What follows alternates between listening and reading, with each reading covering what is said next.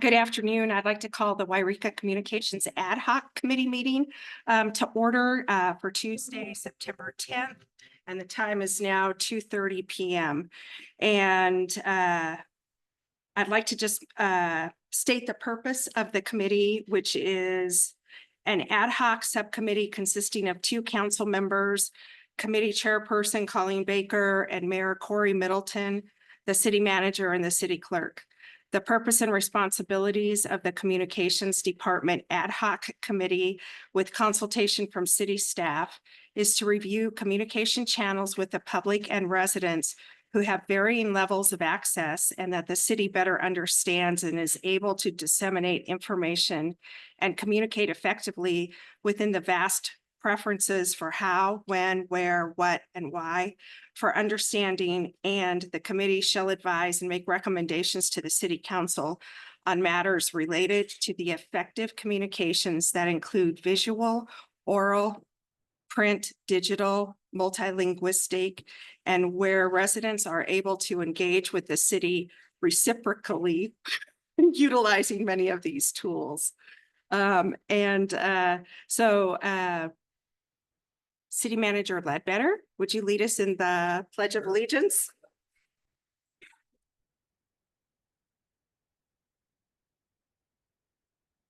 I pledge allegiance to the flag of the United States of America and to the republic for which it stands, one nation, under God, indivisible, with liberty and justice for all.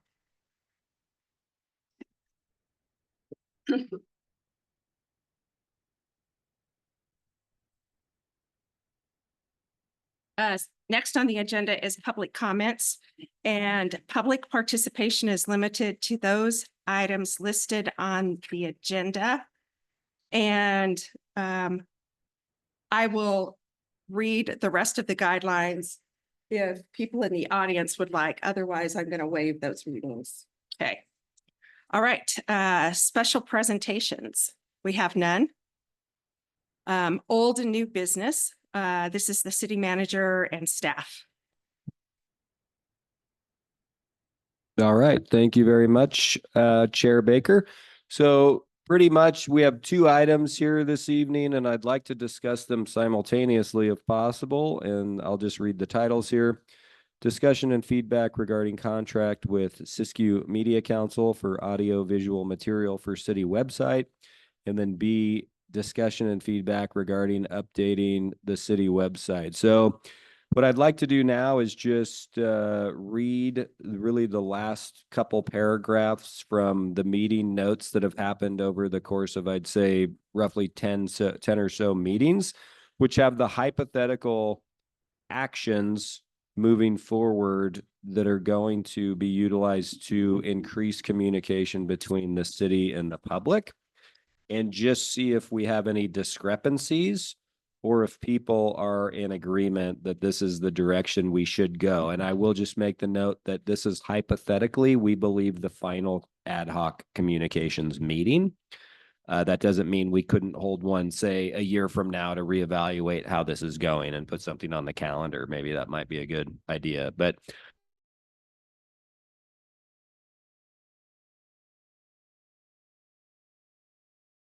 videos and make city calendar a more prominent function of on the website, model website on the Miramar, Florida website. And so if you don't mind pulling that up when you get an opportunity, Cindy, and we'll come back to that whenever you pull it up, but I'm just going to keep reading through what we're saying are the action items we think resolve or give us better communication with the public.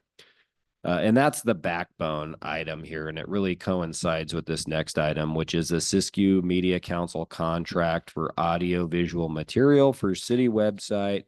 So projects, updates, interviews, council member introductions, etc. So what we would like to do is Siskiyou Media Council basically has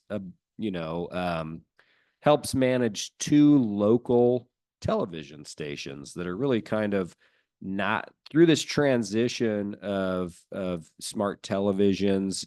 This is a slower transition where they're attempting to eventually get smart apps so that on this TV you could watch the local programming or have like your local station access. And we consider this to be extremely important for getting emergency information out to individuals. And you could think about this similarly to a more affluent or an area with more money financing or giving to something very similar, JPR, Jefferson Public Radio. And so they're housed on the Southern Oregon University campus. And that would be the idealism for Siskiyou Media Council is eventually to get to the point where they had staff and they had people doing journalism and providing information to the community, just a local asset. And so what we're advocating for is basically a not to exceed introductory contract, and there's more information on that later on in this packet, where we would not exceed $10,000, and we would just kind of trial and see what kind of footage and what kind of material, what kind of content could we get, and how polished would that be, and would it be like would the public respond to that? I believe that currently at the moment, I believe that they would. The third bullet point, more consistent use of Facebook/Instagram and cross posting to the Grapevine. So minimum weekly Friday posting and posting as needed. Frequency has increased and cross posting to Grapevine seems to be more successful. And so we're doing that now. We don't have an Instagram account, but we think that it would make a lot of sense because Facebook and Instagram are owned by the same company, and it would be relatively easy. And there's a lot of people using Instagram specifically for the types of videos that we're talking about. And so we would have videos created for projects. That's my kind of vision. That would be the first thing. So Matt has the wastewater project that's happening all over the city. And so what we could do is like we could have hypothetically stated, a couple of weeks ago, hey, this is where the project currently stands. And then this is where the project is leading. So you can expect that you'll have some inconvenience at the corner of this intersection. And this is what's happening. Just getting information out to people. We could also hypothetically fill in the gaps where other agencies may not be meeting, rising to the occasion. And as an example, there, is an opportunity to maybe explain to people in greater detail in 90 seconds what's happening on Highway 3, right? Why are all the cones out there? You see that periodically on the Grapevine. And so the lack of communication by Caltrans, unfortunately, we tried to get them to understand that we wanted that communication. It just didn't seem to resonate with them. But we could do it for other people's projects too. We could do it for the Carnegie building. And hypothetically, you could have footage inside the building. You could have kind of a talk voiceover of just the image of the plan set and just explaining to people what's happening, what are the timelines of this project, and then coming back in the future as the project changes or the construction actually starts, explaining how people will be impacted. And so we think that we'll get a lot of positive feedback by communicating in that fashion because we're all used to watching now just a minute and 20 seconds max of pretty much anything, it seems like. The fourth bullet point here, an annual editorial or story in the Siskiyou Daily News for State of the City. So listing and discussing all current projects and those in queue sometime around the November to February, giving a state of the city. And so I do have Skip coming to see me later this week to talk about the fire hall and then talk about the pool as well. And so I'll be conferring with him, but he seems like a really good resource as long as we have him. I mean, I think it's just at the mercy of whoever's doing that job locally for Siskiyou Daily News, quite frankly. And right now we have Skip. He doesn't seem to be fading away. I think we should exploit that by trying to get some type of editorial, not an ad, but a free front page editorial on this is what's happening in the city of Yreka, just really explaining to people everything that's happening. As an example, as these two members of the audience, Lorenzo and Don Marie, will remember, it was pretty explosive during the pool. And when I first started, and as an example, the community development director had this idea of a projects list and like working the projects list, updating the projects list. And so we came back with that list multiple times in front of the council. And we happened to do it one time where we had a packed house on the pool, or maybe they had funneled out. But I can remember specifically Mr. Bray telling me that some member of the community confronted him after they listened to that. And they said to him, I had no idea how busy you guys were. And so getting that information out is really reaping some reward, because I think it's easy to really just not understand what in the world we do here. It just doesn't make any sense. So that's really the intent, is to get that information out so people do see we are in fact busy, or we're busy behind the scenes doing the bureaucracy of paperwork to put another shovel in the ground, to do more improvement. Excuse me.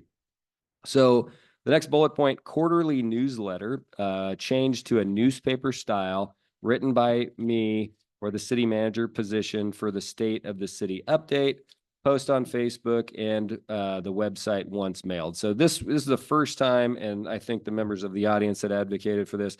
So on the last newsletter that went out, that was primarily all about the fire department, that is the first time we've ever posted that newsletter on Facebook. So it hopefully had a broader audience.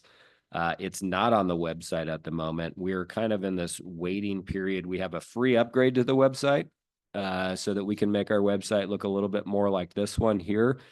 This is Miramar, Florida. This is the same company that houses our website, also houses this website. And if you were to look at our website versus this website, there's just something not as, it just seems a little bit more antiquated. And so there's more interactiveness, more change. And if you go back to Miramar real quick, please, Cindy, you kind of scroll down to there's like a video section at some point with a bunch of videos. I think it's just beneath the calendar. So you have this, and so you can imagine that maybe you meet this first screen, and we have these videos that are similar to the top, where they're just kind of flashing, right? They're rolling through, and it's like, here's 4 videos, and it's like that for a minute, and then it transitions to another 4 videos, and then imagery of around the community, and just making it more interesting, putting a video online, driving someone to this new updated website so that eventually it's worthwhile to go to the website. Right now, it's not worthwhile to go to the website at all. Okay. It's like no changes in many, many years, it seems like, or minor changes that get upgraded on that website. And so I personally think, and I think we'll see more engagement with our website if we're putting the videos on both the social media platforms and our website, and tying the two together so that ultimately you click the link and boom, you end up on our website to watch the video. Let's see here. So we did the newsletter. So we're already moving in that direction. The next bullet point, update public informational documents and PDFs to be easier to access and search on our website. So I'm not sure if you can get to that section on our City of Yreka website, but it's just horrible. Just the old classic. It's just a litany of PDFs that are not put up there in any rhyme or reason. We're just trying to be government compliant. And so we have public review documents, I think is what it is. I think it might be under the one on the very left. The thing on the very left, scroll over your cursor to the item on the very left, Cindy, and then go, yep, there it was. Look at this. So there's no rhyme or reason for this. Some of this stuff should just be built into the website, quite frankly, with the PDF attachment there. And then otherwise, what we need here is better organization. So we need to know, what are parks? What are, what are roads? What are, sewer, water, like getting better understanding so it's easier to find stuff. When I first started, we had a member of the community that was advocating constantly, where's the grant for the pool? And I'd be like, it's online. And they'd be like, no, it isn't. And then I would go on this site, and I swear to you folks, I would stare at this for an hour and I would not find it. That's crazy. I would look at I'm like, I swear it was just on here. And then it was, but it was so difficult to find because there's no rhyme or reason. So that's a huge opportunity for us on the website. There's a requirement legally that we update the website to be ADA compliant in the state of California. And so that's another thing we would be doing through the process of upgrading for free. A free upgrade to the website is working on working with the company for them to make it ADA accessible. And then finally, within this today through 2026 is kind of the items that we think, let's start today, would be annual customer service training for city hall staff. So that's answering your phone and dealing with the counter. I think we have seen an improvement since I've gotten here, definitely a change in style. I think in the past, the style was extremely quiet. It was more of a pin drop mentality in that space. I don't know, Matt. And so, we want to hear, I like more kind of personality and personable experience when you come into City Hall to be serviced. And that's what we're shooting for. Granted, we can't control every experience somebody has. And most of the time, people aren't coming into City Hall with a huge smile on their face because they're really happy, right? They're coming here because they have a problem and they want us to solve it, or there's a discrepancy with their bill, or something is incorrect. But we think we can internally, through department head trainings, and we have a weekly meeting with the floor staff. We just think that we can continue to raise the bar with customer service training there. And then kind of the long-term dreams that I have would be, at some point we have, Matt really built out with an employee a GIS mapping of a lot of wastewater and water data and other data within the city. That person has moved on just recently, unfortunately, but at some point we will be replacing that position. And my dream is that this would be the first thing you would see in the future on our website. It would be a map of the city, an interactive map of the city. And you would be able to click on any project that was happening. And so you could go click on Carnegie and boom, the project description would come up. What's happening here? Who's doing it? How much money is being invested? What do the plans look like? When is the hypothetical finish date? You could pop on and go look at the Southern Oregon project that Public Works did here with Mr. Bray. And just before it happens, like, some signifier that, hey, we're going to have some road construction, some improvements are happening. Give people an understanding of what's coming or what has happened. And so we have a litany of projects all over the city where we can showcase all of this information, so much to the point where what infrastructure exists at Minor Street Park as compared to the other parks in the community, what infrastructure exists at Greenhorn Park, tying videos to these locations, having like even where we have Tammy doing potted flowers, right? Or flowers, where you're able to just click on that and then boom, a picture of Tammy comes up with maybe a very brief video of what's happening over there. Why is the city doing this? That would be my ultimate dream, and that's really the public interface of a GIS mapping system. So it would be less of what we use GIS for and more of the things just explaining what's happening in the city. So that would be like the next step, where you have everything housed on the website. You have all these videos. The next step would be everything would be housed on that map, hypothetically, and then somebody can basically just interact with that map, move around the city, and have an understanding of what we offer. I'll Then- tie into that for a Yeah. minute if I can. So we wouldn't be putting everything on the GIS, but we would be putting a lot out there. But there's the Homeland Security Act and a whole bunch of other acts that I don't want someone to know where my pump stations are, or I don't want them to know certain things. So and it all ties back to the Homeland Security. Like, we have sewer lift stations that are mapped and we have emergency response plans written to it. But they're public. You can come in and ask at the counter if you want to see them, but we don't need terrorists out there finding out where to put C4 packages on our stuff. So that's it. Yeah, so we would have the internal layers of like, okay, we have to map everything in the city, and then this would be really more of that public interface of the projects. We do have a draft of the public facing portal, we call it. It is a GIS map similar to the one that Cindy has up right now. This is from Shasta Lake City. Ours looks a lot the same. You click on different things. You want to see where the water pipes are. You want to see where the sewer pipes are. You want to find out where your water meter is. We have that built. It's in the computer and it's in draft format. So we haven't released the public facing portal yet, but it's ready to go pretty soon. There were just a few questions like I spoke to a minute ago. Things I don't want on there, things that don't pertain to developers. Like, the developers want to look at it. They can get a lot of answers off of this screen that she's on right now. They can find the zoning, they can find the pipe of the water, the size of the water pipes, sewers. They can do a lot of their own homework. when they're shopping vacant parcels or infill projects within the city. So it's an extremely powerful, I use it daily. I'm probably on GIS 3 hours a day, either updating or digging for researching and answers. It's all hyperlinked in. I can click on a water valve and it'll take me back to a scanned plan set from 1962 that we've already scanned and put into the servers. And it'll tell me that it's 36.5 inches deep and it's 12 feet off the face of curb. So we use it all day, every day in the field. It's Yeah. super powerful. It's 3D glasses for my men in the field. Uh-huh. But then when it comes to the public facing portal, like I said, there's 100 phone calls a day about, hey, do you guys know where my water meter is? Do you know where the fence line is in the back and and who maintains the alley? And we do all day, every day. Those phones are ringing with questions. So this is Shasta Lake City's interface for GIS for the public. And as you can see on the right-hand side, there's these layers. And so Cindy's messing around with these layers.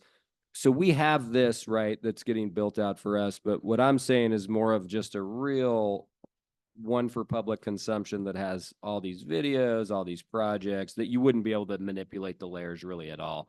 It would just really be the interactive map of the city, of the information that we want people to be aware of. Yeah, like one of these that she's clicking on would be an active projects list. Yes, Or exactly. the previous year's project or the year Yes. before that, or when, you could go back in time, just like the timeline dragger on Google Earth, and go see what we started chip sealing over here and 10 years ago, and then we've done this many miles of it. You can play with it as much as you want. It's a gigantic video game, and it's just clicking buttons on it to see. I want to know about parks, and you click on it, and the parks will light up. So Perfect. Yeah. And then we had kind of talked about at some point, wanting to see some improvement to City Hall. We pretty much paused that. We were moving slowly in that direction, but we've paused that project because it's just not a priority, quite frankly, financially for us. We have these other projects that need to complete. We don't really have the capacity. And really with having, it's a very important space. Obviously, it's the business of the city. This is where folks have opportunity to work, right? How much space do we have in that building? But at the same time, we have a pool that's broke down. We have some issues. We have major issues at the fire department that need to get rectified. So really our effort needs to be put somewhere else. But when we do come back to City Hall and we are able to get hopefully grant funding to do this project, we envision the electronic sign out front, kind of just showcasing to people another way to give them information. What's happening? There's a meeting tonight. What's going on in the future? And then we have a drone over at YPD, and what I'd like to do is start messing around with that and flying some, not only the projects, but some of the infrastructure to showcase to people that aren't aware of the infrastructure and what the city has to offer. And I guess primarily my interest is doing that at Greenhorn and possibly flying the disc golf course with the head of the Disc Golf Association and having him walk through that course, the 18 holes. And then that way that's housed on our website. That would be like a GIS if you were to click on Greenhorn Park. And you could have people in our community or those interested in coming to utilize that park basically be able to watch a video and understand whether or not they actually want to come and facilitate that. Same thing with the trail system over there, like utilizing folks like I think Councilmember Kaeg and Chief Gilman, I know, rides his bike all over those trails. So, if you can imagine fast forwarding a fly through of the trail, explaining to people this is X mile long trail. And this is where most people either walk or this is where people ride their bicycles. So just really starting to showcase some of the infrastructure that we have and then really flying the city more often. I know Matt and I talked about that. We haven't had an opportunity to get this out there, but city's going through a major facelift at the moment and we're not getting that documentation. So Highway 3, if we could have flown a before and after, right? Or during of Highway 3 or the multitude of projects that we've already done or that are currently happening, or we have all this housing hypothetical pressure coming, flying the city on a more regular basis annually, just to really showcase the differences that in the different projects and how the community is either changing essentially. So that would be our long-term goal. And then just to continue to move forward and get all this information out there. So having talked to the Siskiyou Media Council, and then talking to an individual that they would be contracting with essentially. So that I'm advocating that the city contract with the Siskiyou Media Council for a 1-year contract not to exceed $10,000.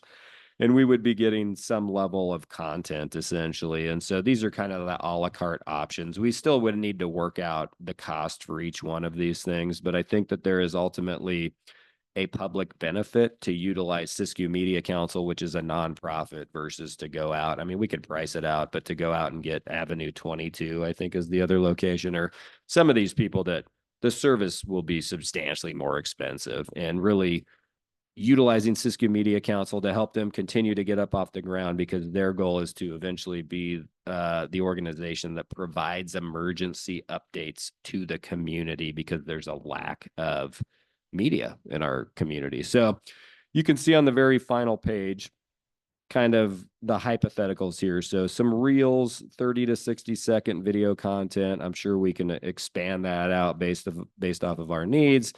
And I'm thinking to the point too, we have an election coming up, right? And we've been so bad on this website that I think the prior clerk we never posted images of the new city council members. So you know what I mean? And so I'm thinking about getting rid of that, and maybe come January after the election, all 5 city council members, the 2 that are elected, the 3 that are currently here, we go back, and instead of a picture with a narrative, it's a video.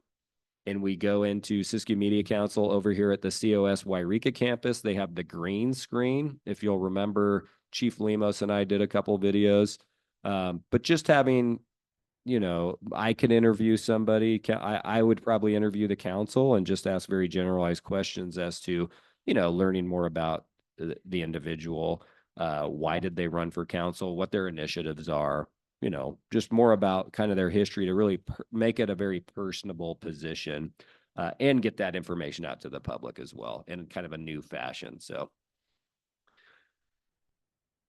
yeah. And then, I think if this is successful, the long-term vision, like super long-term vision, would be, in 5 years, is that we're interviewing the owner of Zephyr in Zephyr, right? We're interviewing Tammy in front of the flowers. We're interviewing Matt in front of a project. We're interviewing business owners.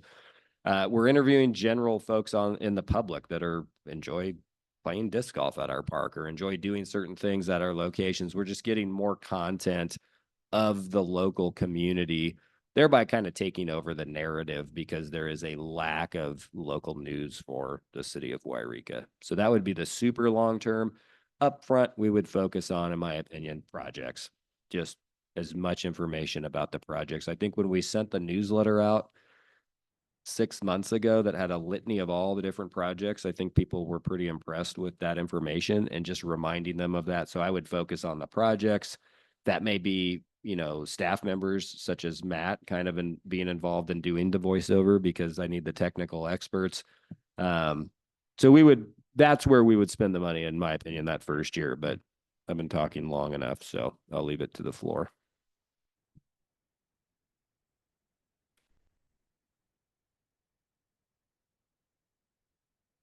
Right.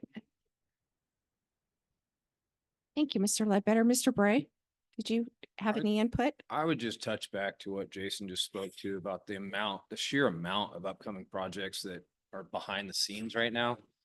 We get hung in environmental review for years. We get hung in funding stream review for years.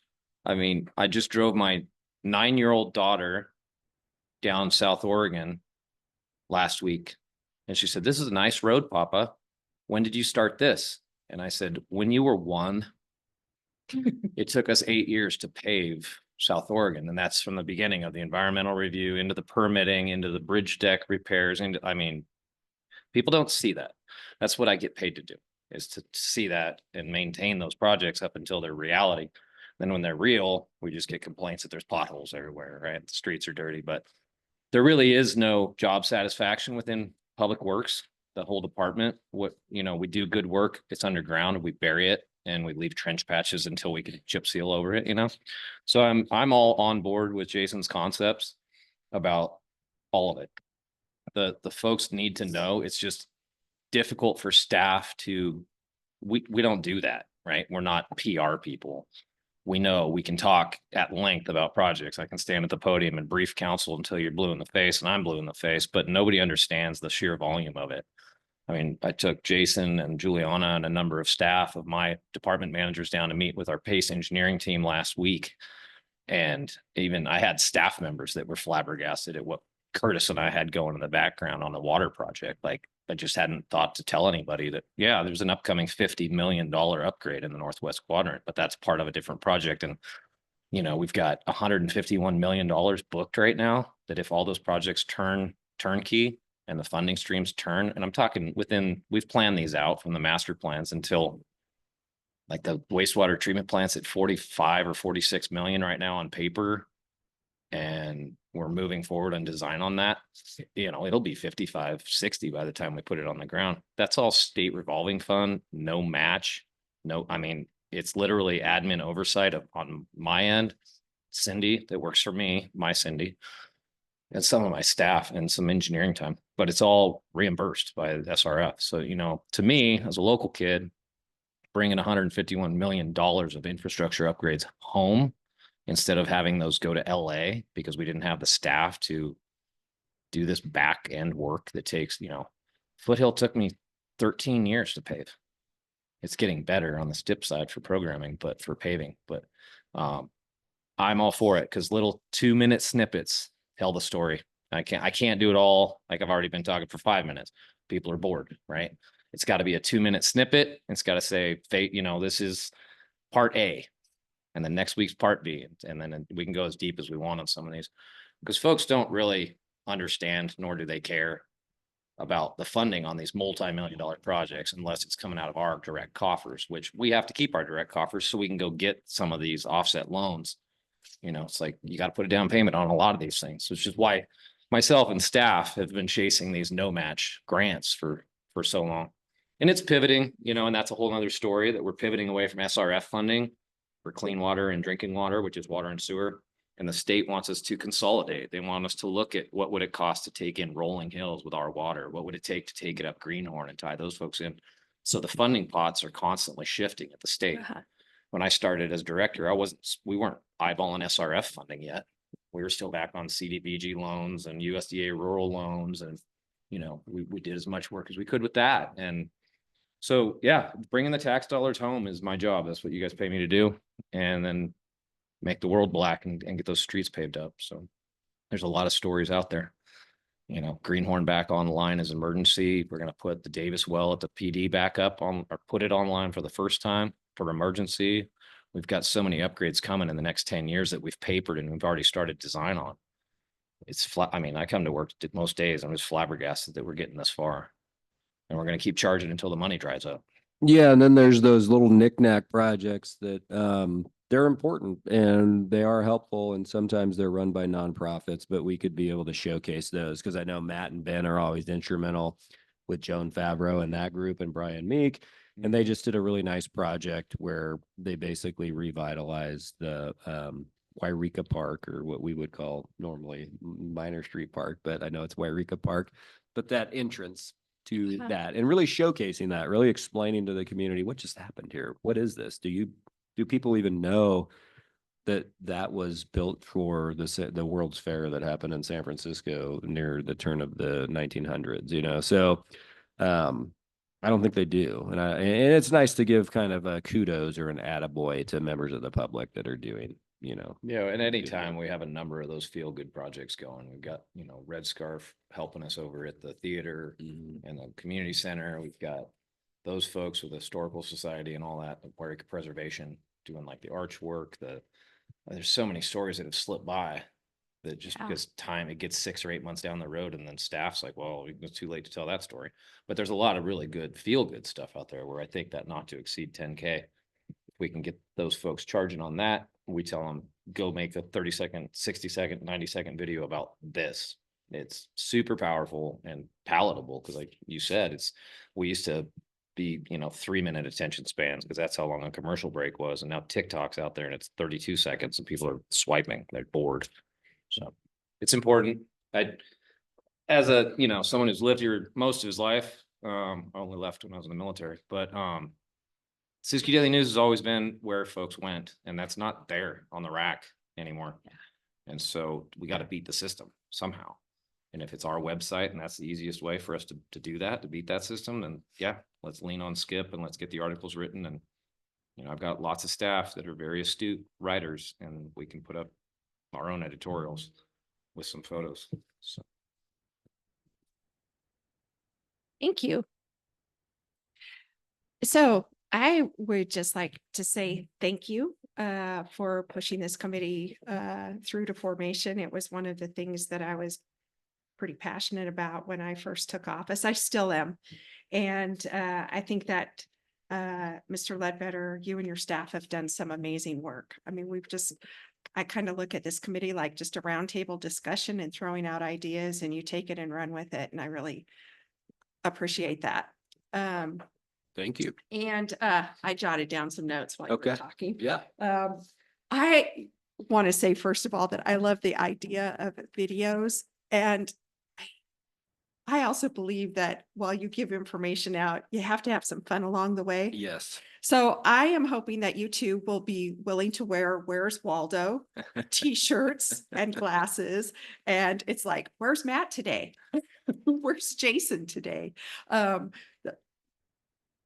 Okay, I'm just kidding about that. No, I It's understand, not but really- I understand where you're going. I think that's kind of the point, right? Is that Yeah. we want it to be polished, but we also want to be local access. Like we want to be Yeah. Wayne's World, right? It's like we want to be having fun with members of the community being interviewed on Minor Street. We want to be at Bella Artworks explaining to people with Talia what's offered in there. I mean, I remember moving here and thinking, we should move back to the desert and open one of these on steroids because, oh my God, I've never seen anything like Bella Artworks before. And it's like, I don't even know if members of our community sometimes are aware of how just for a handful of dollars, you can go in there and spend 2 hours with your kid painting something and have a finished product, you know? So I just babbling on here, but I agree with you is that there has to be a combination of professionalism and lightheartedness that makes it Yes. interesting to watch. Otherwise, go on every other city's website and have a good time. You know what I mean?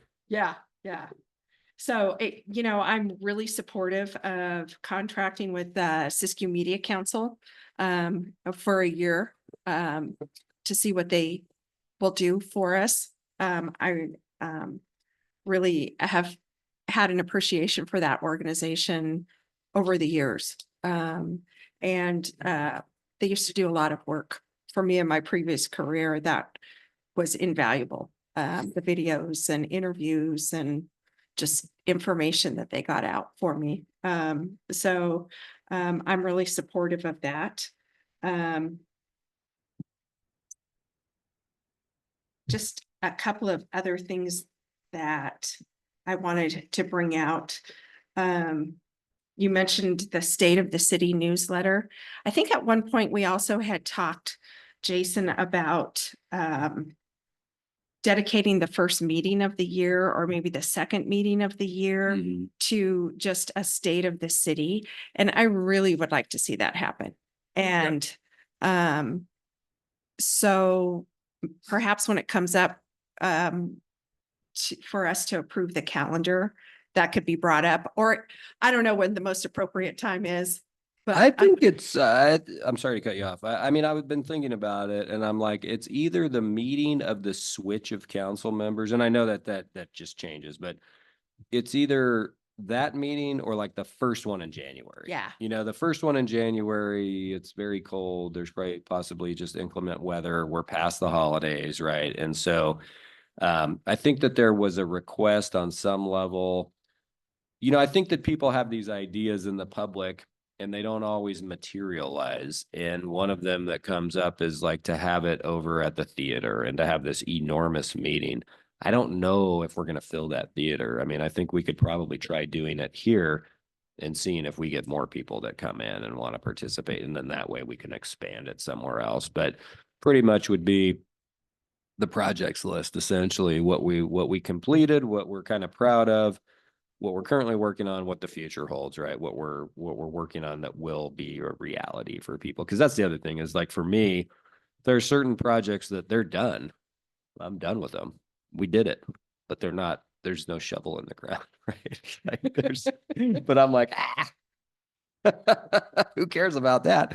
I mean, because the hard part on some level is getting the STIP funding, right? Getting through the bureaucracy to be handed the cash in order to then go do your project. So, yeah, I'll put that in the notes and I'll just go ahead and put that, let's figure that one out. I mean, is that the best? I mean, the best time to get people to come out is probably the summertime, but then we're going to forget about it and we're busy. It's construction season. So I think like I could just say arbitrarily, we could just say arbitrarily in here, the first January meeting is Yeah, the state of the city.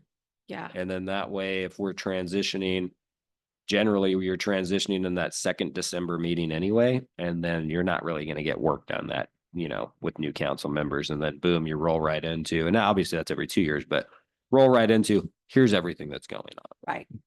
Yeah, I like the timing of that as the first meeting in January, purely, well, you and I spoke about it this morning with the new CUPCA policy and the lists of contractors that we will be building to work on these smaller projects. It would be great timing because we could drag a lot of those folks in.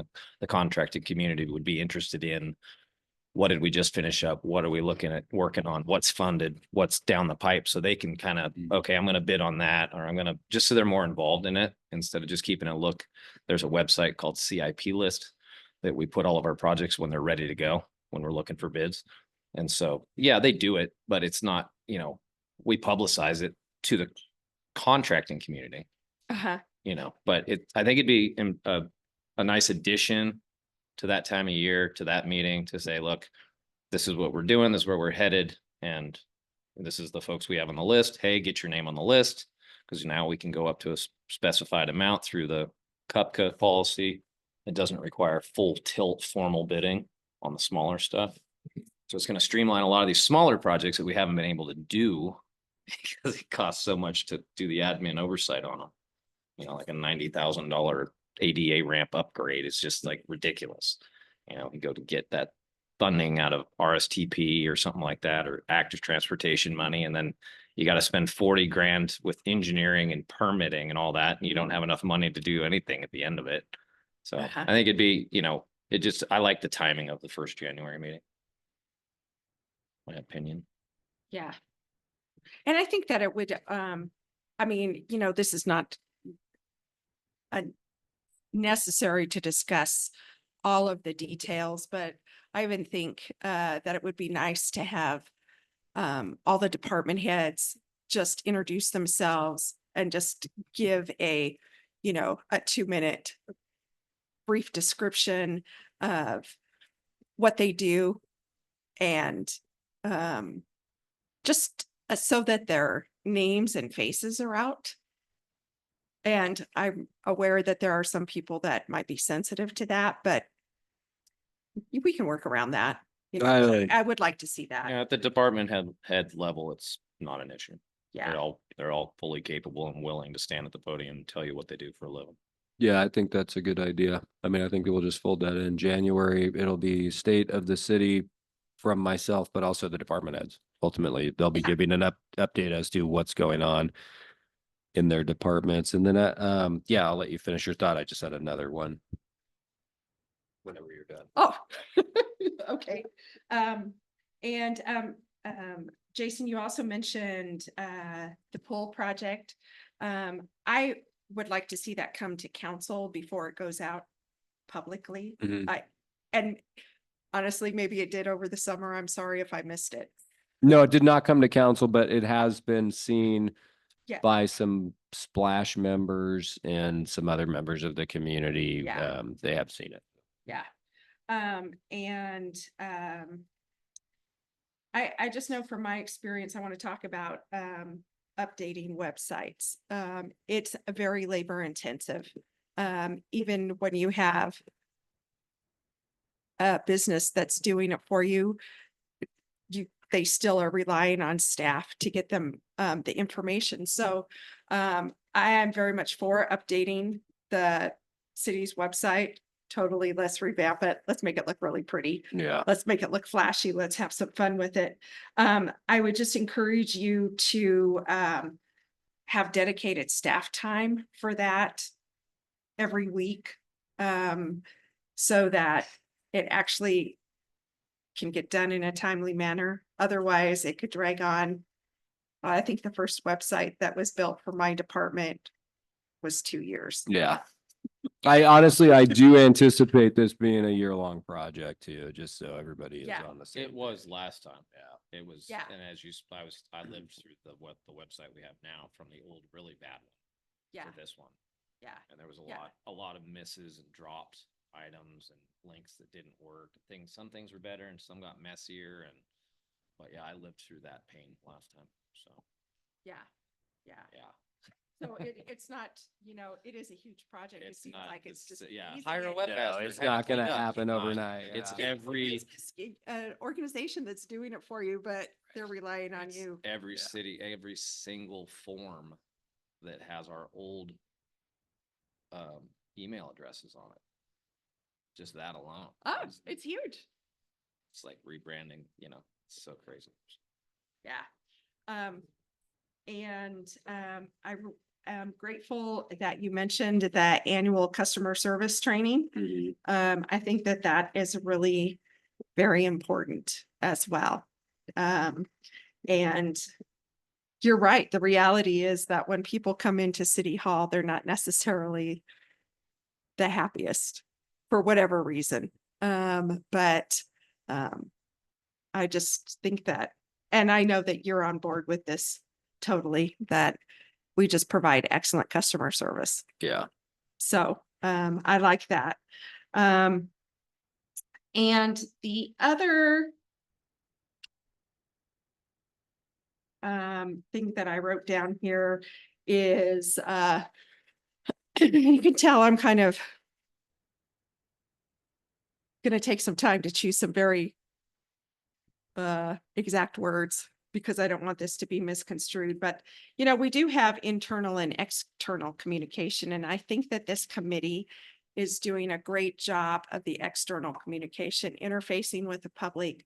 We've come up with some really good ideas. I think that as a city council, we need a lot of work on our internal communication. And I know that at one point in time that we had discussed different ways to carry that out. But I think that I don't know how it's going to happen, but there needs to be some team building. And with new city council members coming on board, I think that would be a great time to come up with some kind of plan or strategic planning seminar, whatever you want to call it. But I think one of the things that I have been most taken back by is the lack of communication between, and I'm sorry that he's not here, I'm not picking on him, between the mayor and the city council members. I always just kind of chuckle that I'm a lot of times going, I wasn't aware of that. And I'm aware that this is going to become public record. So I will just leave it at that. I would just like to see the council's code of conduct updated, reviewed and updated. And I know that that's tricky, but again, when you have potential of 2 new council members coming in, at least 1 new council member coming in might be a great idea, a great time to do that. So I will leave that to you to solve that. I'll talk to the attorney as far as the code of conduct update. I know that's something we've talked about him doing as an exercise with you guys. It's interesting that you say though the first part of that commentary, because the clerk and I we work for the government, right? And Right. even when I didn't work for the government, there's always some things that are like, well, that's probably not a good idea that the company or the government pay for that. And somebody here should probably pay out of pocket for that thing. You know what I mean? So ultimately what we do here is I buy, flowers on every Monday across the street with my own dollars, right? For the group in here, because not only do I love flowers and so does everybody else in here, but we also support candy across the street. I don't want to see that business kind of, ultimately fade away or go away. And just like I buy coffee for everybody at Zephyr once a week as well to support a local business with our own, my own money. It's not taxpayer dollars, so there's no questions about it. But there's opportunity that we think to get people out of the box and to do some bizarre team building events. And so we had gone over recently to go talk to Candy because I think we bought some flowers for somebody in the office. They got engaged. Gail. Yeah. And we're in there, and lo and behold, Candy is now teaching some type of floral arrangement class at the high school.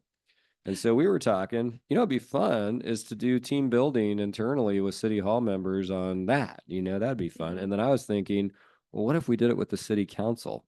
Because I think the key is to do something so obscure that no one has ever done before so that everyone feels uncomfortable and that's the whole point of team building, right? Like this, so that then guess what?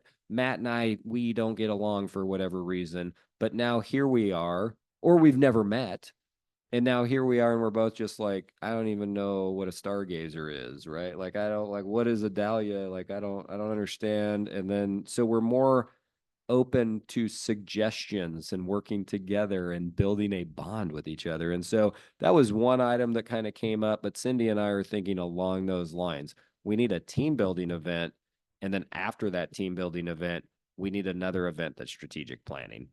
And right now, as you had stated, that's just not something that this council or some of the agencies here locally are used to, is a level of kind of professionalism, I guess, on some level with boards. And so we will be attempting to do that this after the election, ultimately. So I really would like to see that. And, it's something as simple as bringing in lifesavers for Yes. everybody.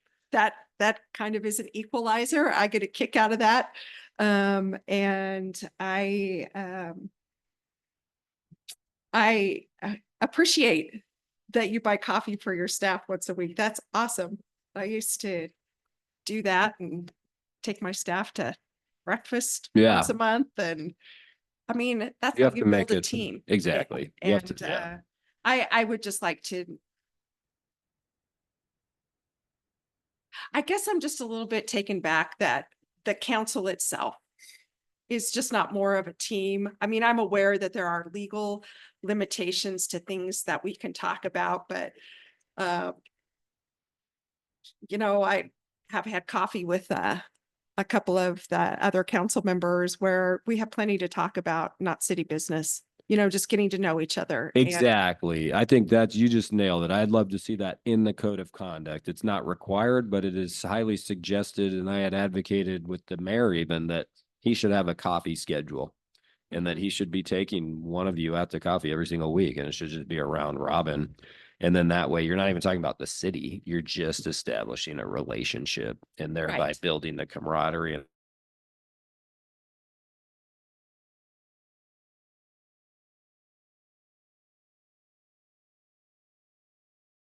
anytime you get more than two council members together, it's an agendized meeting, unless they're at like a seminar or at something else in the community. They're allowed to go to, an event or something like that. But our plan is to basically run multiple meetings when we first start, or actually possibly right after the election and everything is solidified. We may do a meeting with the people that appear to be coming on, and or we may wait till the end where there's a training. We're gonna do a mock city council meeting, so the public's allowed to come, but maybe at 10 in the morning on a Tuesday or something, we're just gonna showcase to somebody how they make a motion, how they second a motion, like just the that's format. awesome. Yes. Yeah, because it is scary when you first get on and everyone's like, you think that the whole world's watching. So we want to just kind of walk people through. And I think at that point, we have the binders that we used last time. That'll be a good opportunity to discuss exactly this, the code of conduct update, which I think is highly needed anyway, because there's currently within the Muni code versus the current code of conduct, there's things that actually are not congruent. They're the opposite. Like, so Yes. you lean on your code, you lean on your Muni code because that's the law, but there's like a number of things that need to get cleaned up. So Yeah. Yeah. And although not necessarily under the purview of the communications ad hoc committee necessarily, but I would like to encourage council members to have some type of regular hours here to meet with the public. Yeah, office hours, I think would be a good Yeah. idea, even if it's only once a month, even if it's just the first Monday of the month at X time. You're in here, you're just sitting here, you're just reading the newspaper essentially until somebody comes in and has a question for you. Yeah. That's a Yeah. great idea. I mean, I think I would attend those as well because it's just an opportunity to get people information. Yeah. And I think that I'm just going to close out my comments by saying that I still receive the most common comment that I receive about our council meetings from a broad range of backgrounds is that people don't feel welcome here. And I think that we can overcome that with just some training. And sometimes I think there's such a disconnect between this area and that area. And I think that we can overcome that. People talk to me about how intimidated they are to come up to speak at the podium, and then they're asked to step away, make their comments at a different time in the meeting. And, they're not experts on meeting protocol and the Brown Act. So I think that we can work through those things as well. But I did want to just bring that up because it is the most common comment I receive about our meetings. "Oh, I'd go, but I went once and I didn't feel welcome, blah, blah, blah." So I will end it there with also adding the comment that I am absolutely convinced that all of these things are fixable. I agree. And I also, I have one last thing to add, but ultimately the action will essentially only be bringing forward within the budget a line item for $10,000 to Siskiyou Media Council. And at that point, having, pointing that out when the vote comes, that's the built for the communications meeting. And then ultimately the 5 of you can weigh in at city council. And then if that's approved, that would be the approval to move forward. And then the upgrade to the website is essentially free because we've been doing business with this company for so long. So there's no cost associated with that. The last thing I wanted to mention was another item that Cindy and I, the clerk, had talked about doing. And I talked about briefly with Mr. Bray here too. And that is really working with Matt, primarily, Cindy, and Gold Nugget Printing, and going over there and kind of just creating our own template on really what I want to see is more almost like a foam board, but some type of a high-end plan set that's one giant sheet of paper that you can hang up and that will stand the test of time. And redoing the entryway and the walls of Nice. just Yeah. getting a fresh start in there. And so that instead of having maybe pictures of individual people, it's the projects that literally, it's like Box Canyon Dam, it's like that's a major project for the county and a celebration. And ultimately you walk into a facility and there's the imagery of like that happened in 1959 or something. And so ultimately doing these projects, the wastewater collection project, bringing Greenhorn Reservoir back online, and determining how we want to display that information. Because as Matt has pointed out, there's certain information we don't want to showcase that is literally Department of Homeland Security, who want to celebrate these projects, and then they can stay in there for 100 years. Because it's like walking in here. Sometimes there's no rhyme or reason to what's on the wall. And so even within this space, starting to put very polished items from the projects that communicate with the public, right? So you come in to pay your water bill, you come in to do your dog license, and you're like, oh, I had no idea that you guys have Ringy Pool designed, right? And here it is, boom. This is this hypothetical project that's going to happen. Or we could have been communicating in this fashion where, guess what? In 2 years, we are actually repaving Southern Oregon Street, right? It's like just bringing that information to pass. And so that it's just another easy, cheap way to communicate with the public because it's non-invasive. It's just passive. They just happen to walk in, see it. They don't need to grab a pamphlet because we have 1,000 of them in there, meaning that no one ever takes any of them now, right? So it's like, I think we have like COVID shot information from 3 years ago in there. Yeah, we got to go through that stuff, man. Yeah. So that was the other thing. I just want to put it out there that ultimately we think or I think that's an easy way to create historical documentation, but then also communicate with the public to showcase, hey, look at what we are actually doing. So it'd be almost like the paper version of the video, if that makes sense. Before I open it up for public comment, I just thought of one more thing. Mr. Bray, Matt, I would like to thank you for South Oregon. It is beautiful. I was a little laid up over the summer, so I missed the construction phase of it. But the other day I was driving down South Oregon and I was like, this is beautiful. I have to be sure to tell Matt. Good job. Yeah. Thank We you. are pleased with the outcome. It is a Band-Aid. It was just right at $1 million, so we couldn't really do it 100% rebuild.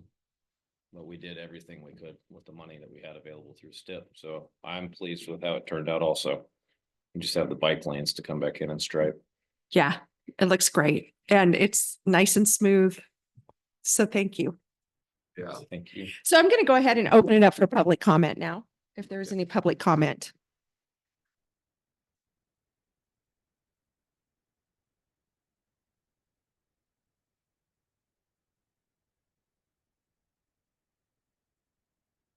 Lorenzo Love. I hope this new website sets an example for the county because their website is even worse than the city's, far worse.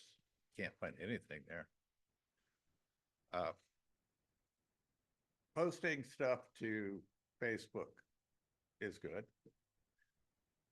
Keep in mind, it's just as easy to post to multiple groups as it is to one. It's just another click of the button. Posting to the Grapevine, there's a problem there because they sometimes delete posts if their comments get too hot. They'll, instead of deleting the people making threats or using obscenities, they'll just delete the whole post because it's easier. And the 5 or 6 different moderators there all have different standards and they're all arbitrary. So you could post to other groups like the other Grapevine, which doesn't have any censorship at all. And it's smaller, but it's growing faster, I think.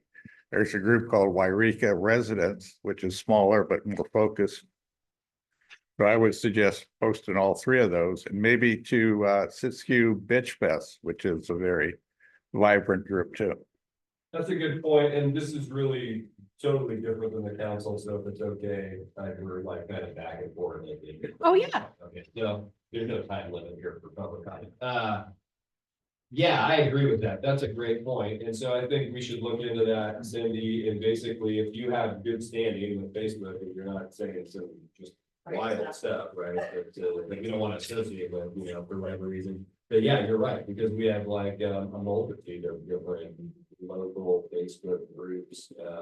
We're losing by only doing a Grapevine. And I've noticed too, sometimes it takes a while for the post to actually make it to the Grapevine. I'm not on They it. have to approve it. Yeah, so you can post it and then it's just on our site. It's not, it could take 48 hours before it gets approved. It actually took them, I think, over 2 months to approve the city of Oregon's request to be a member of the Grapevine. Wow, well, we do know that that's where we get most of the bang for the buck is within the groups, the group setting, because people are going there because it's entertaining. So, that's a good point. We can do that. Yeah, thank you. What was that? Where are your residents? Yreka Residents, Siskiyou Bitch Fest, and both Grapevine. I used to enjoy the Siskiyou Con on camera. There were some good ones. I got banned from that. Did you? One of the moderators was making violent vigilante threats. Oh my God. And I called him out on it, so you banned me. I'm sorry. Band hammer. Some crazy videos of like like theft, right? Or somebody breaking into the still shop, I think. It's or not. stealing it. Right. Yeah. Yeah. But, there are just a number of things that we should. Yeah. Well, and back to what we spoke to earlier was you'd throw up a thumbnail of our video, not a link, like a direct link to the video within it. But then when they click on the link, it takes them to the city website. That's the important thing. We hit all of them, but we don't let it live there on that Facebook post. It's a link, it's a hyperlink back to us. So it's from the source, because as I get older, I get more sick and sicker of it, but the media is no longer media. It's all opinion. And so to drive them back to the truth on the city website. Well, it is interesting. I mean, I'm just gonna go down the rabbit hole, find out. Why not? It is interesting because Because ultimately, the laws on the internet are different for an application versus a website. That's why everyone's trying to drive you to the application, because they have more control over your data there. And the website is substantially more democratic, right? So everybody wants you, if you're on Facebook, they want you to get the app, right? On Twitter, get the app, like get off of searching the internet. And I think you've noticed that if you go back and just look at your behavior online, it's kind of where we're at. You just Google one piece of information, where's that restaurant? And then you get back on your Instagram, Facebook, TikTok, and then you spend the majority of your time within that application. So it is trying to drive people out of that mentality. That's the whole point. Drive them to the website. That's why we don't want to release the website until it's actually completely updated, right? So that it's like, boom, go to this location. And as you said, it'll be very important not only to upgrade it, but to continue to meet on a weekly basis to continue to update the data that's getting put on there. So And the information on the city website is as transparent as we can possibly make it, truthful, and this is where the money's coming from. It's what it's going to cost you as a citizen, but just leave it like Walter Cronkite did. That's the news. yeah. Go home, form your opinion, talk to your wife about it. What do you guys think? What questions did your kid ask? Form your own family opinion instead of hearing about it on some Facebook page or X or some other app. Just lofty goals. Absolutely. We have a lot. We're gonna change the whole world. I know.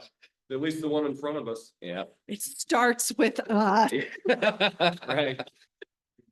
Yep. So, any other public comment? All right, I'll close public comment. And are there, let me see. I'm assuming that item 5, future discussion. Yeah, would you like to just arbitrarily look at the calendar on our phone? Let's come back in a year, or Yeah. let's come back in 6 months. Let's come back and just kind of. I would like us to come back in 6 months initially. That's my suggestion. Or we could set it up for, the week or two after the council approves, if they approve the not to exceed 10K for the first action, All right. if we waited. Otherwise, we're setting a meeting that may not need to happen, Much of anything. right? Yeah, I mean, I don't see why, I talked behind the scenes, I don't see why that would not happen. Okay. Well, as long as you're comfortable with that, Yeah, pretty cool. Yep. I just bring it up. That March 2025. Yeah, sometime in March. Yeah, because at that point, hypothetically, we should have a video to show. Hopefully more than one. Just Maybe saying. not, I mean, I was thinking about it where it's like, we may only have one because we're kind of moving it to construction. And we want, it's gonna be what, how much, the bang for our buck. Well, I could get a tripod and I can shoot video. I can go out and spew facts about paving projects for 3 minutes at a time. That's not a problem. Yeah. So, all right, so you have the date, Cindy? Well, I mean. Pretty much anytime that we can do March like 18th, 2025. Okay. Let's do the 11th, if that's okay.